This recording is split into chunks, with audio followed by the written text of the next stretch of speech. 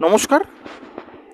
আজকে মাঙ্গলিক বিষয় নিয়ে অতীব সংক্ষিপ্তভাবে আপনাদের সঙ্গে আলোচনা করব যে এই মাঙ্গলিক দোষটা অ্যাকচুয়াল কী, এর প্রভাবই বা কতটা ভয়ঙ্কর হতে পারে, বা মাঙ্গলিক দোষ বা মাঙ্গলিক যোগ আমরা যাই বলে থাকি না কেন, এটি কখন সৃষ্টি হয় বা কখন তৈরি হয়, বা এর প্রতিকারই বা কী আছে।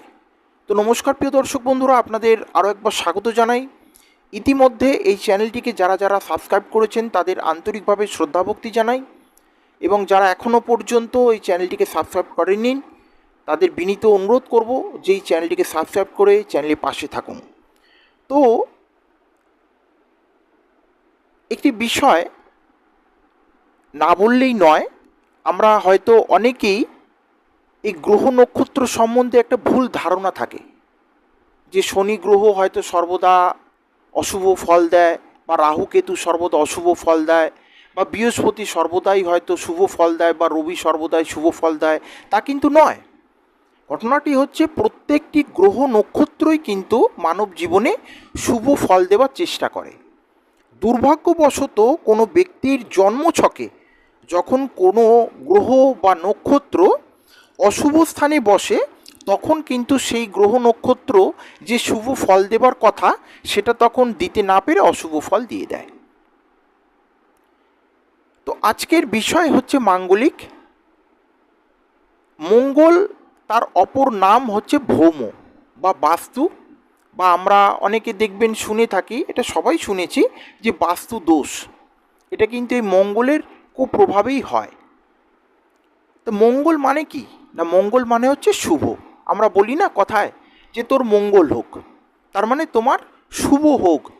বা পূজাদের ক্ষেত্রে আপনারা সকলেই শুনে থাকবেন যে মঙ্গল ঘট আমরা বলে থাকি, ওই ঘরটি মঙ্গল ঘট। ঠিক তেমনি মাঙ্গলিক মানে কিন্তু হচ্ছে শুভ কর্ম বা বৈবাহিক কর্ম বা বিবাহ কর্ম। তাহলে কি এমন ঘটনা ঘটে যে মঙ্গল এত শুভ ফল দেবার পরিবর্তে অশুভ ফল দিয়ে বিবাহ ভাঙার চেষ্টা করে? কিছুক্ষণ আগে যেটা বললাম যে প্রত্যেকটি গ্রহ নক্ষত্র নিজস্ব একটি ঘর আছে। কোনো ব্যক্তির বা কোনো মানব জীবনের সেই গ্রহ নক্ষত্র যখন অশুভ ঘরে বসে থাকে বা অশুভ ঘরে চলে যায়, তখন সে কিন্তু আর শুভ ফল না দিতে পেরে অশুভ ফল দিয়ে দেয়। ঠিক তেমনই মঙ্গল গ্রহ আমাদের কিন্তু বিবাহকে ইন্ডিকেট করে। মঙ্গল গ্রহর সুপ্রভাব থাকলে কোনো ব্যক্তি লম্বা চওড়া সুন্দর শরীর স্বাস্থ্য, সে পুলিশে চাকরি কিংবা আর্মিতে চাকরি, একটা বড় যোদ্ধা, লড়াই করবার ক্ষমতা, রোগ প্রতিরোধ করবার ক্ষমতা ইত্যাদি প্রভৃতি, তার মধ্যে একটা শুভ লক্ষণ থাকে। আবার এই গ্রহই যখন অশুভ স্থানে চলে যায়, তখন কিন্তু বিপদ আপদ, ফাঁড়া, অ্যাক্সিডেন্ট, মৃত্যুযোগ, পারিবারিক অশান্তি, বৈবাহিক অশান্তি, বিবাহ ভাঙা, যেটাকে আমরা ডিভোর্স এক কথায় বলে থাকি, ইত্যাদি এই ব্যাপারগুলো চলে আসে। তো মঙ্গল এবং বৃহস্পতি ইত্যাদি গ্রহর শুভ দৃষ্টির ফলেই কিন্তু বৈবাহিক যোগের একটা সৃষ্টি হয়, এবং তার মাঝে আগে পরে অনেক কিছু বিষয় আছে। আমি সংক্ষিপ্তভাবে আপনাদের বোঝানোর জন্য বিষয়টি বলছি। তো কোনো ব্যক্তির জন্মছকে যখন মঙ্গল অশুভ ঘরে চলে যায়, তখনই এই মাঙ্গলিক দোষ বা মাঙ্গলিক যোগের সৃষ্টি হয়। কিছু কিছু ঘর আছে। তো এই মঙ্গল যখন আমাদের শুভ করাচ্ছে, বিয়ের দিকে যেমন টেনে নিয়ে যাচ্ছে, বিবাহ যোগের দিকে নিয়ে যাচ্ছে, ঠিক অশুভ ফল যখন হচ্ছে, সেই মঙ্গল গ্রহই কিন্তু বিয়ে ভেঙে দিচ্ছে বা বিয়েতে বিলম্ব করাচ্ছে। দেখুন, এর অনেক রকম প্রতিকার আছে।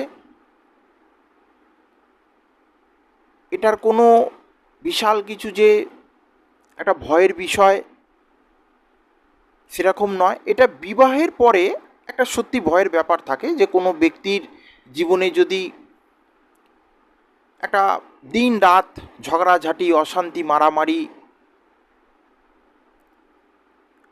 বা অ্যাক্সিডেন্ট যোগ, রক্তপাতের যোগ, মৃত্যুর যোগ যদি হয়, তখন তো অবশ্যই চিন্তার বিষয় থাকে।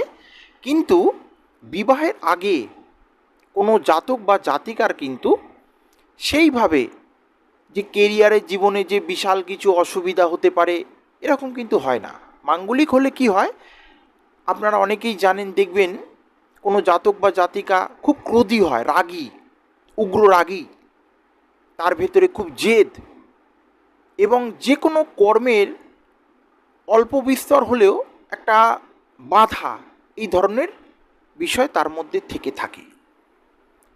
তো এর প্রতিকার 100% আছে। তাবিজ, কবজ, রত্নাদির মাধ্যম দিয়ে এবং অনেক টোটকার মাধ্যম দিয়েও আমরা প্রতিকার করে থাকি। তো নমস্কার প্রিয় দর্শক বন্ধুরা, এই ছোট্ট ভিডিওটি আপনাদের যদি ভালো লাগে চ্যানেলের পাশে থাকবেন, চ্যানেলকে লাইক করবেন, সাবস্ক্রাইব করবেন। নমস্কার।